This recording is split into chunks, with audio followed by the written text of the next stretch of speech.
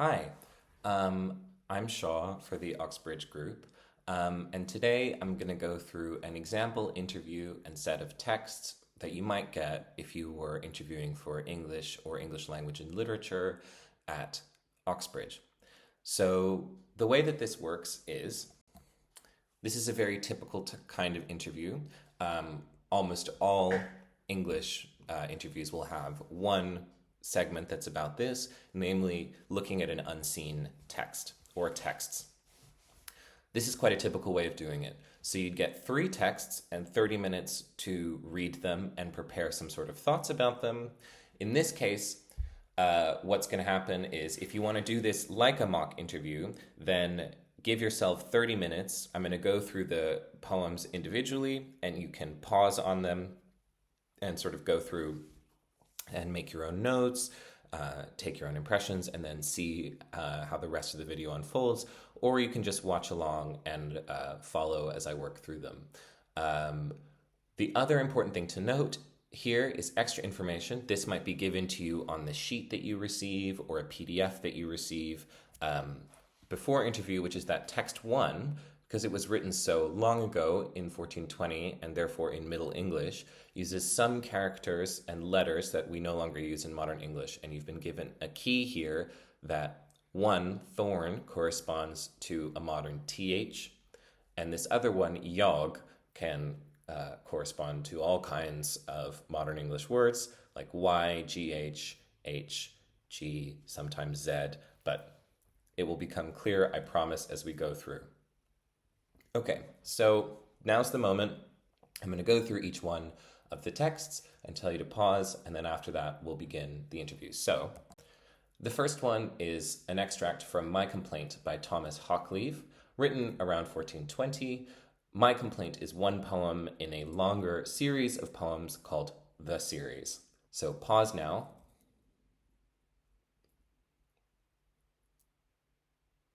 Cool.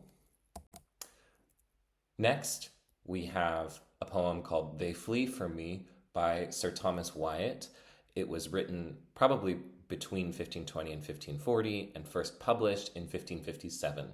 So pause now for Wyatt.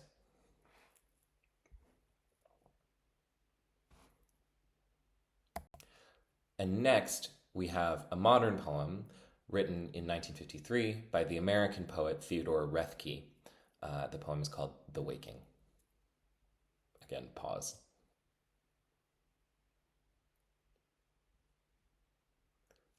Okay, cool.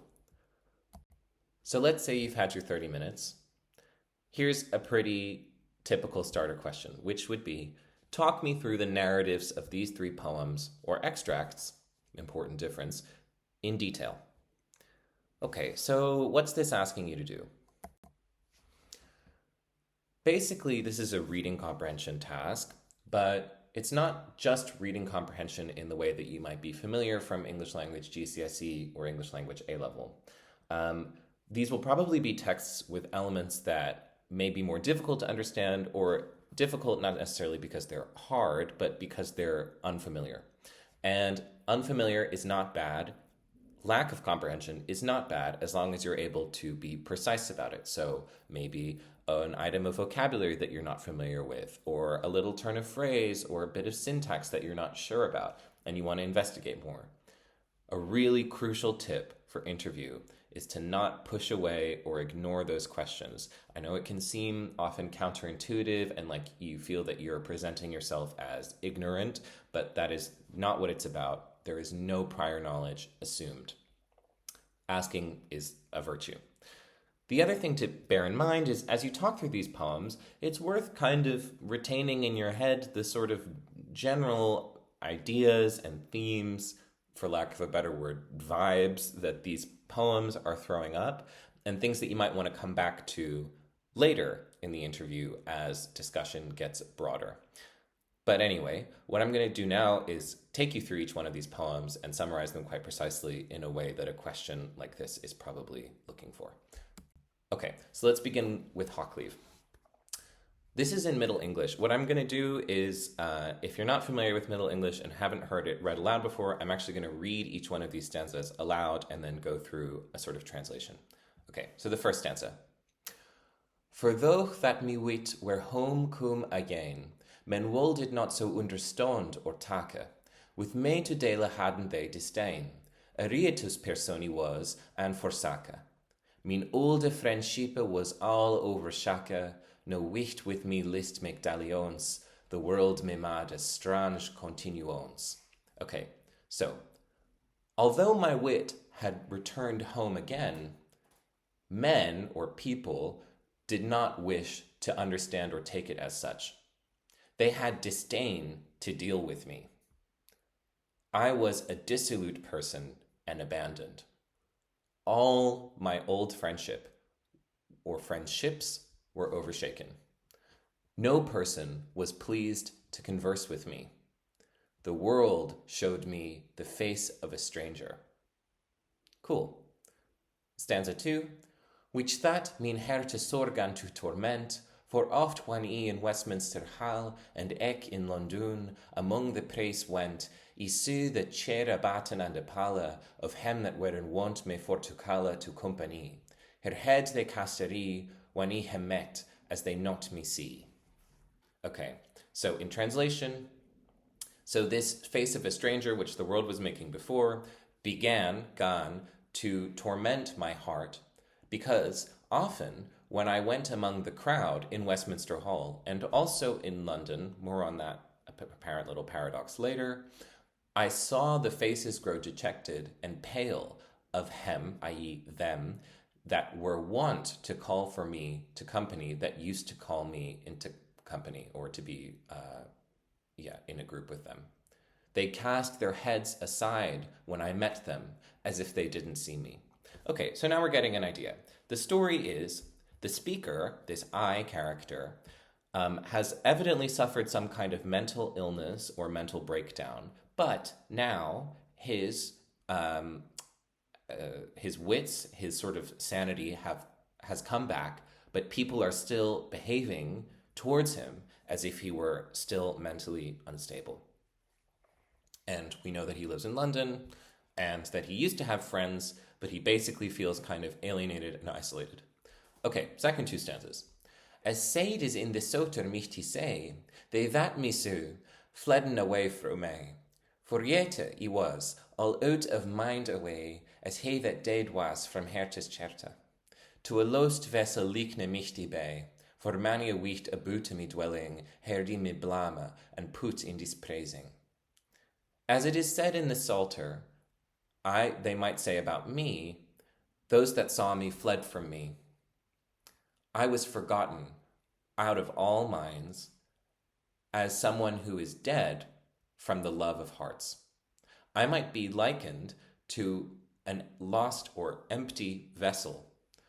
For many a person in my vicinity heard me blame myself and censure, i.e. kind of reprimand myself. Thus spake many one and said by me, although from him his sickness sauvage withdrawn and passed as for Timebay, resorted will, namely in such age as he is of, and then my visage began to glow for the woe and fera. The wordes hem war came to min era. Okay. Many people spoke and said about me the following in the quotes.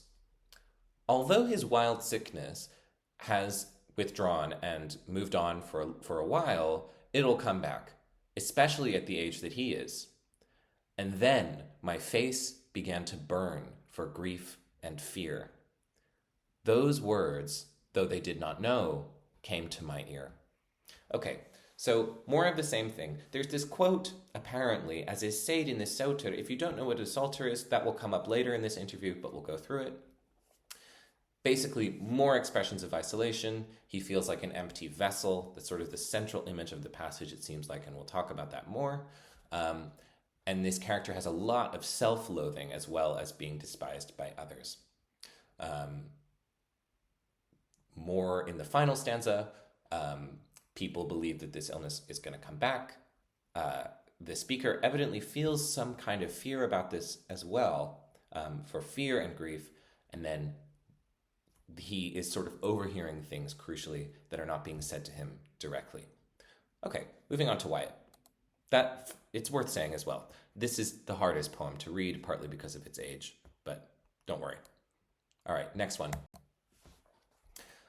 I'm not going to read this in early modern English, but I'm just going to summarize it as we go through.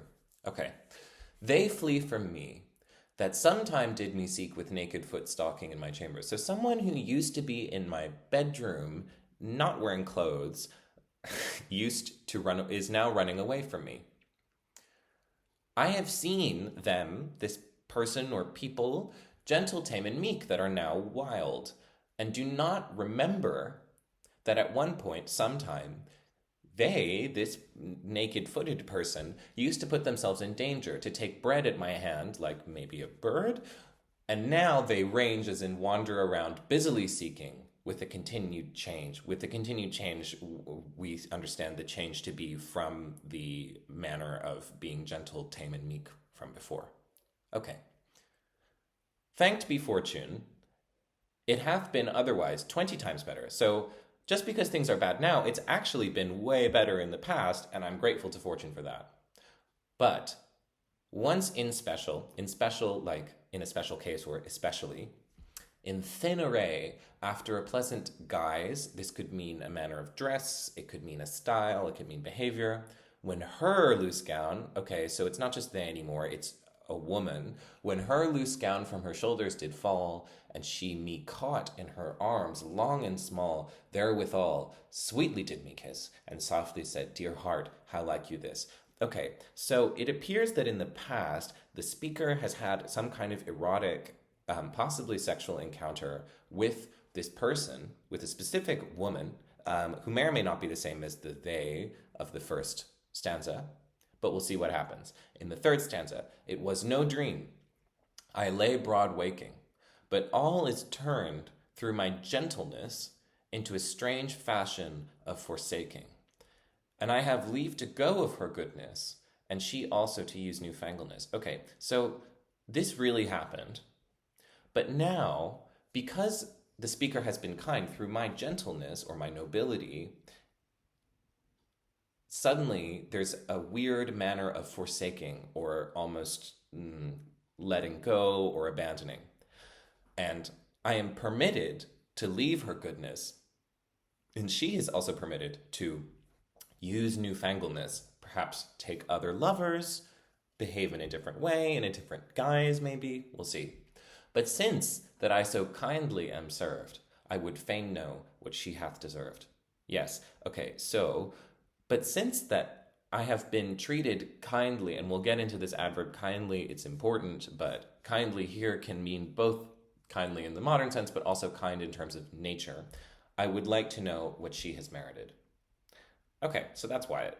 Basically, there's a speaker who is currently sort of confused about why this person that he was previously having an affair with has left him or moved on.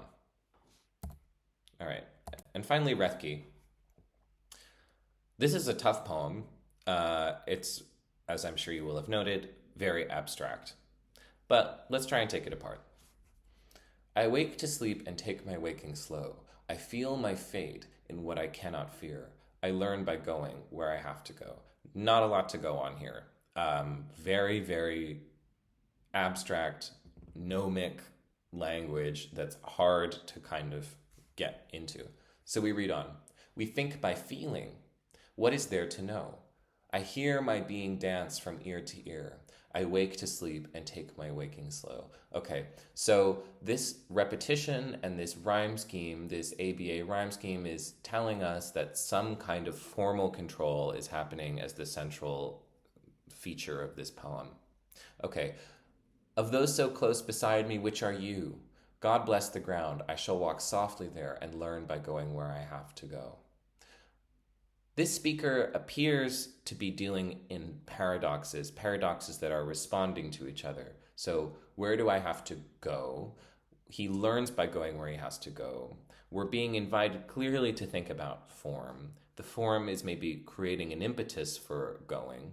Light takes the tree, but who can tell us how? The lowly worm, is that a speaker? Climbs up a winding stair. I wake to sleep and take my waking slow. There you go. That's how difficult it is to read. Great nature has another thing to do to you and me. Who's you? So take the lively air and lovely learn by going where to go. This shaking keeps me steady. I should know. What falls away is always and is near. I wake to sleep and take my waking slow. I learn by going where I have to go. Okay. On a first read through, it's unlikely you would get anywhere in terms of finding a narrative with this poem, which is really precisely the point. We'll get into some points of what it could mean, but part of the reason that this text will have been chosen is that it really basically creates major problems for the question. But here are some starters for analysis that you might begin to talk about. Hawcleve is recalling a narrative. The speaker, we can assume, is maybe Hawcleve himself because of the title, My Complaint, right? So we're maybe not hearing the voice of someone else as far as we know. He claims he is healed from a mental illness, as we said. Is he reliable? He seems really afraid that it's going to come back. What can we detect in the poem that might be able to clear this up, or rather than clearing it up, make it even murkier?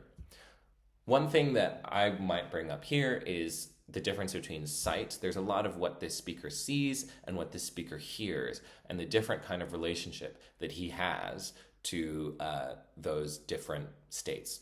What people say about him has a lot of power over him, but what he sees seems to keep him in a sort of a consistent emotional state. Why might that be?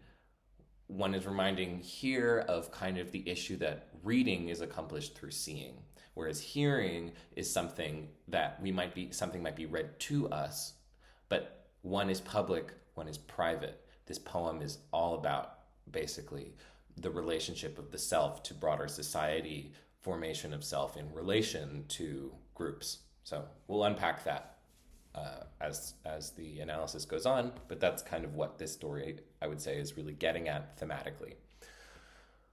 Wyatt is easier, but he's also not. There's a clearer story here, which is that we used to have some kind of love relationship, this woman, but now we don't.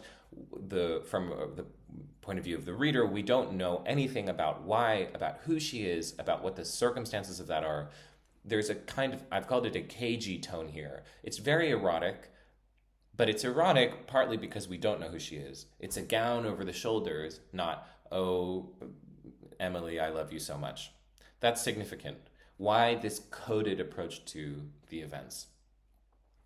For Rethke, as I said, very obscure. The circular structure of this form, which we're going to talk about soon, is itself kind of working against narrative.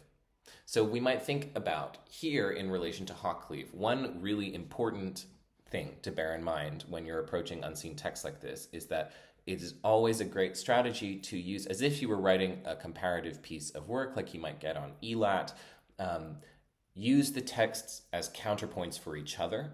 So with Hawcleve, I've just suggested that maybe Hawcleve is inviting us to think about the difference between reading, being read to, hearing, overhearing, and speaking, all these different modes of using language. So with Rethke, he keeps saying, I have to go somewhere. I learn by going where I have to go, right? But we seem to be going in a kind of circle evoked by rhyme and form, among other things. So how is he playing, again, with the directions, or what we might call the directionality of reading? Okay, so interviewer at this point might say, okay, cool. Is poetry a narrative form of literature? Are these stories even important? In Rethke's poem, for example, it doesn't seem like the narrative is very important at all, if there even is one. But it would be very difficult to understand, for instance, Wyatt's poem as non-narrative. Okay, so let's break down this question. How does the poem create its impression of narrative? Is there one? We're looking for linguistic analogs to all these answers. Who is narrating these poems? Two of them. They all are in the first person, but the relationships of the reader to the speaker and also the poet to the speaker might be quite variable. If Wyatt, for instance, is using all this coded cagey language, can we really assume that it is him speaking? Hawkleave as well, with the issues of reliability of narration before.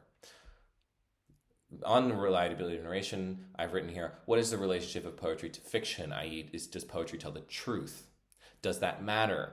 And what I mean by matter is, does that matter when we read the poem if we know it's true or not true? So for instance, if we know who Wyatt is referring to, if we happen to know the woman that he's talking about, which, as we'll maybe get onto talking about a context, there are some pretty significant figures who it may have been, but whether we know that or if we don't know that, how does that change our reading? Versus if we do know that or we know more about it, how does it change our reading? Do all poems have narratives? It might be argued pretty convincingly that Rethke's doesn't. But it does. Does Rethke's poem describe anything, really? Are there any images? Are there metaphors or similes? None at all. So is Rethke then evoking or invoking ideas? What's the difference between describing something and making it up? Is one of those more germane to poetry or not?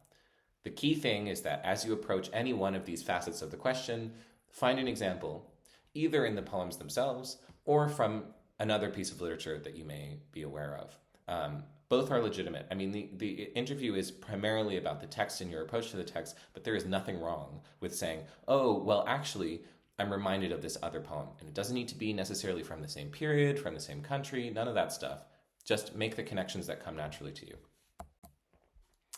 Okay, so approaching this is only one avenue of many. The wonderful thing about English literature is that obviously it's highly subjective and that there's probably something to be said in most directions of answers. But what I would go to is that narrative is basically about time, insofar as things need to happen in a sequence for there to be a narrative. Time, therefore, how does that manifest in language? Verbal tense, adverbs, change across the poem. So Wyatt splits his episodes very, very clearly. So if you look at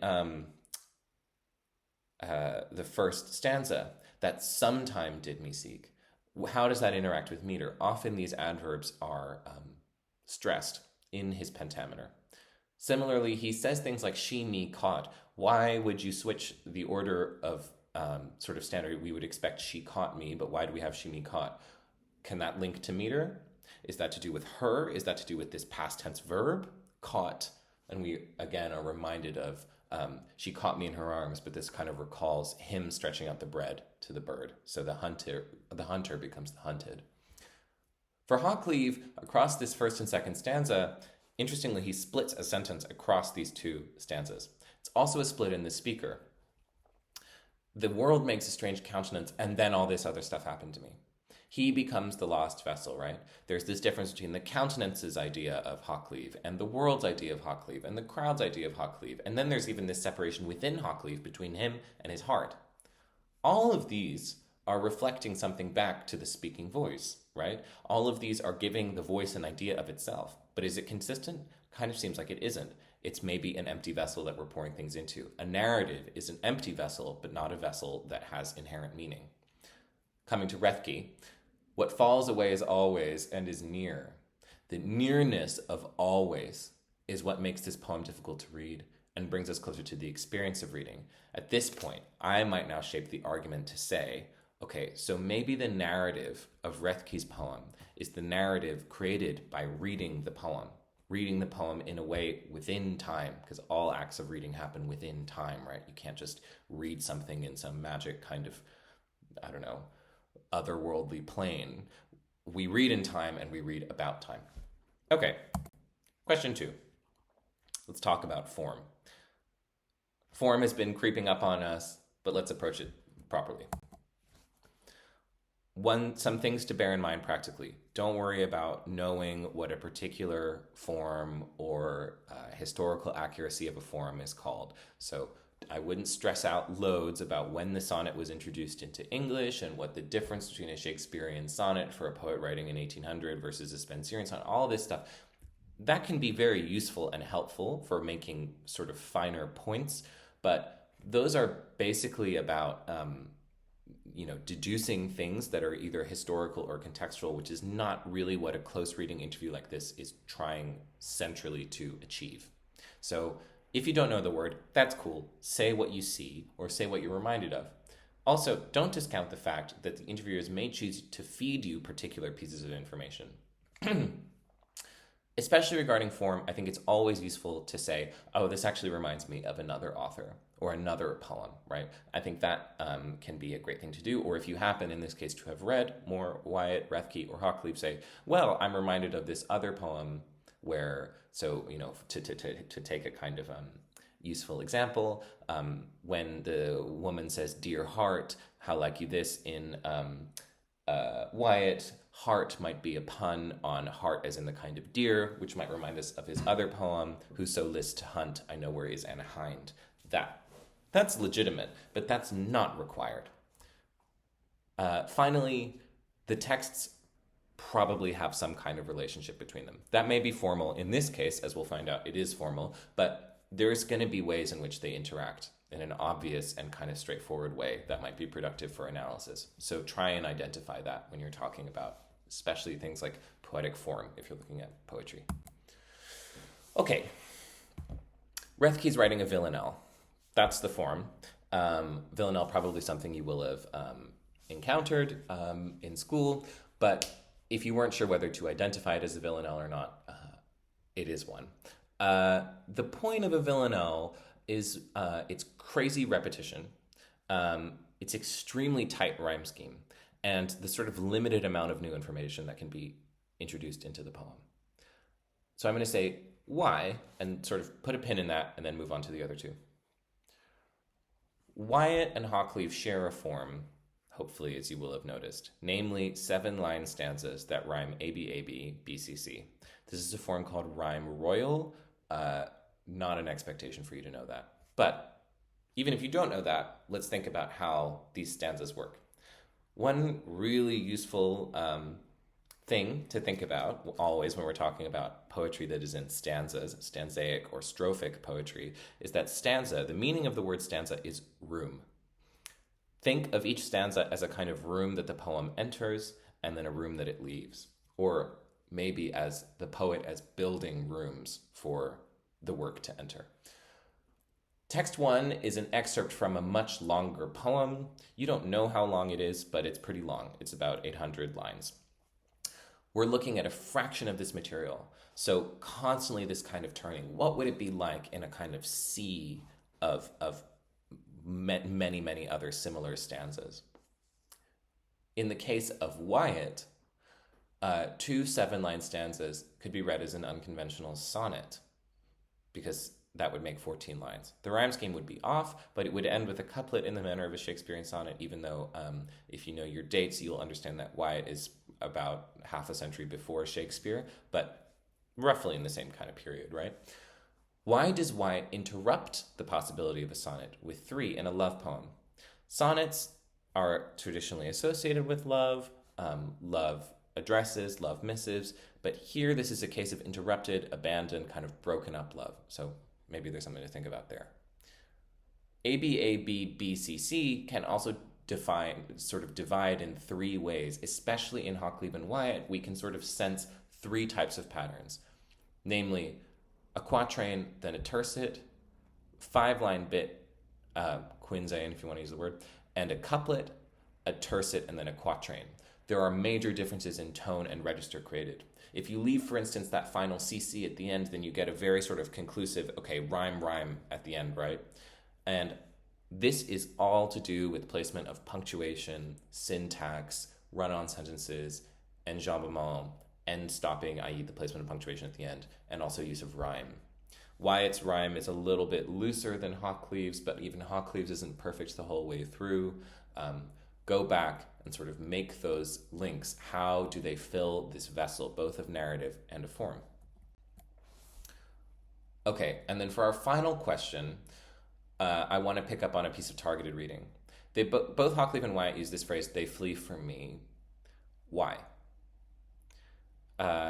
This question might seem a bit impenetrable, but there's an answer. And the moment, if you are hearing this question and thinking, oh, I don't know, go back to the poems and see if you can find it. Okay, so the answer is in Hochlieb. As said in the Soter mich die say, they that me so fleden away from me. Soter means salter. No one is going to expect you to know what a psalter is, but if they are asked, they will certainly tell you that a psalter is a word for a book that contains the book of Psalms from the Bible. They flee from me, in fact, is a quote from Psalm 31. It would be pretty typical for an interviewer to then give you the text of the relevant passage from Psalm 31, which is in bold below here, which says, I am the scorn of all my adversaries, a horror to my neighbors, an object of dread to my acquaintances. Those who see me in the street flee from me. I have passed out of mind like one who is dead. I have become like a broken vessel. So we understand from those who see me in the street to the end of this passage, Hoccleve is actually translating the Psalms. What's up with that? There are lots of approaches here.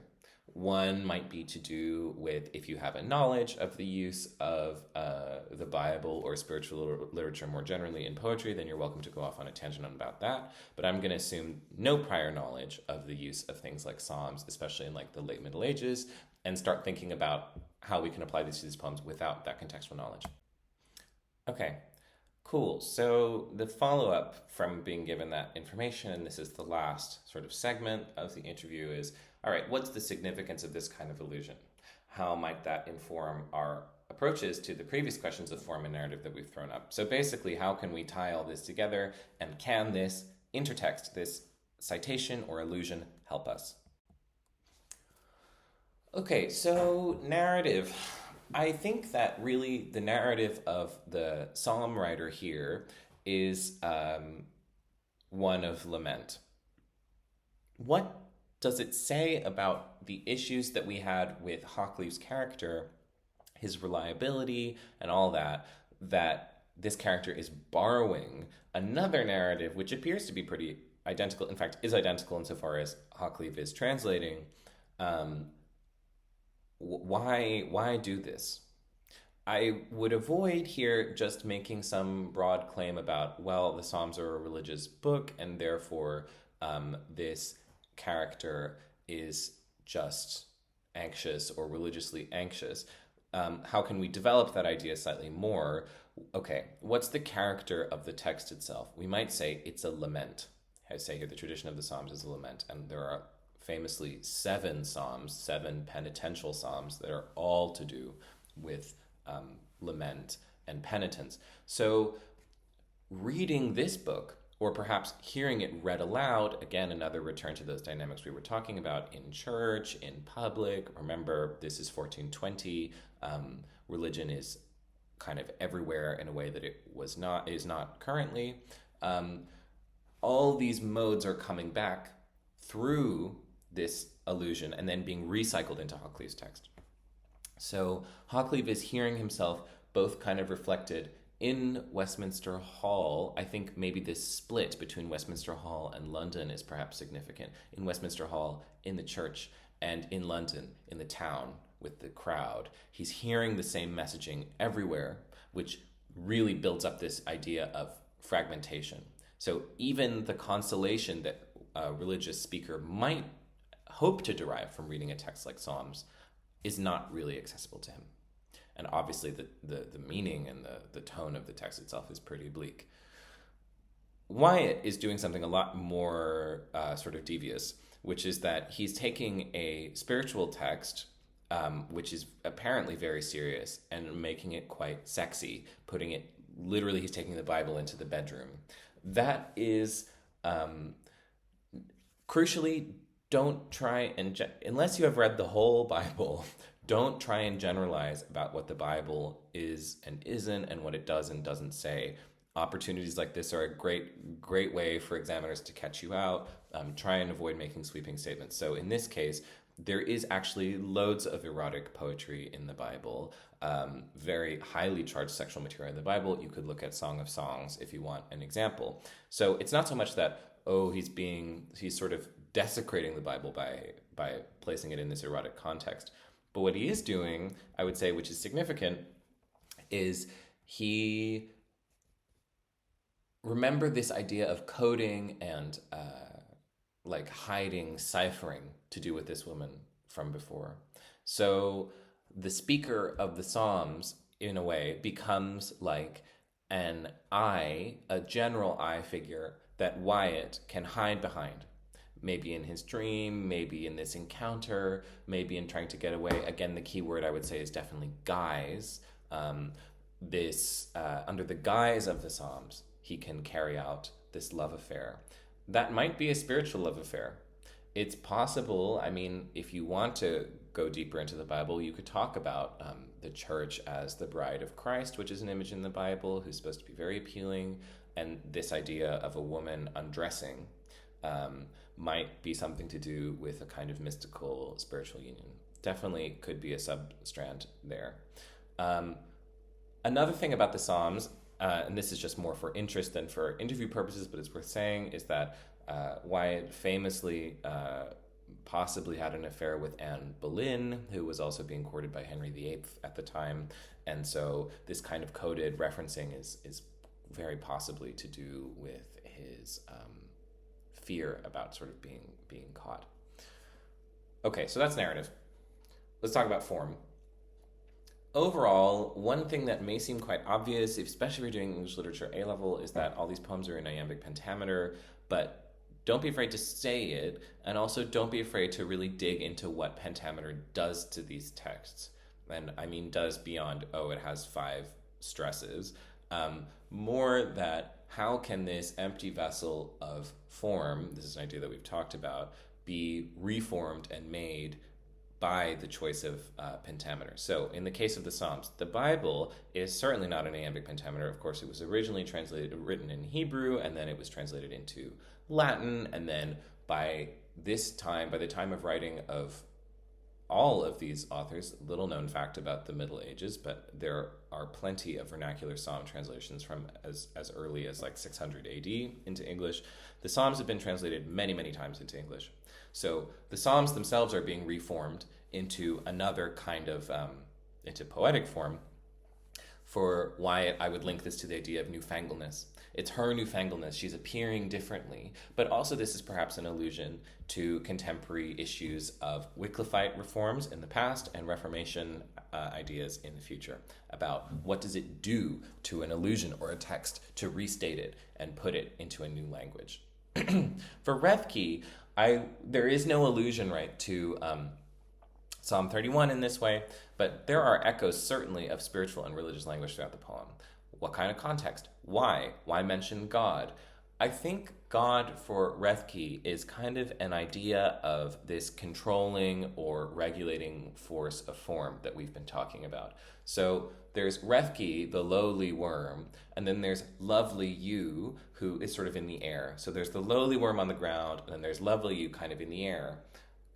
The speaker is saying God bless the ground, i.e. the ground where presumably he kind of toils and does the work of this villanelle. But actually, the circularity of the villanelle, its internal completion, is very much an idea that he relates in the poem to love and God.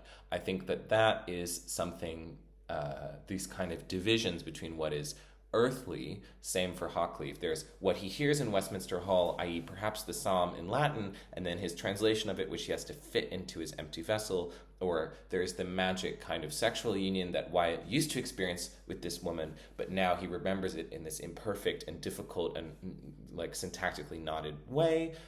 All of these ideas of there's the form, the idea, in other words, and then the manifestation in the poem, which is in some way imperfect or irregular or transient. That's, I think, what these poems are really getting at on some level, although they're doing it in different ways with some shared resources. So that's been about 40 minutes, which is a little on the long side, but about typical length for an Oxbridge interview. I think that's a good start on these 3 poems. Don't expect to come out of an interview, certainly with like a kind of boxed up, nicely tied up set of ideas about any texts, but I think these poets, I hope they've been useful in terms of the way that they deal with a lot of the issues that you will be pushed towards talking about in an Oxbridge interview very clearly. I recommend looking into them more. They're all very interesting figures and do not always write in as difficult a manner as this. And I hope it's been helpful in some way, and good luck for all your future preparations.